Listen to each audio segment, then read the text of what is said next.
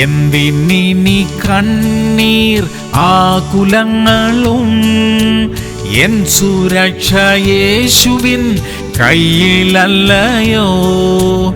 എല്ലാം നന്മയ്ക്കായി മാത്രം ചെയ്തിടുന്നവൻ, എനിക്കവൻ എന്നും മതിയായവൻ.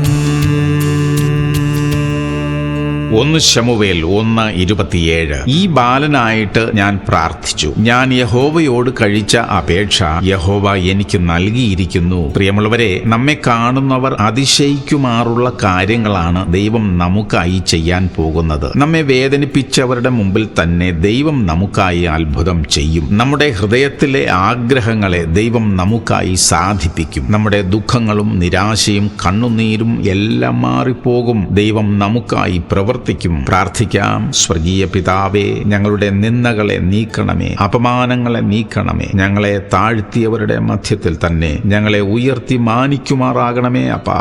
യേശു ക്രിസ്തുവിന്റെ നാമത്തിൽ തന്നെ. ആമേൻ, ആമേൻ, ആമേൻ.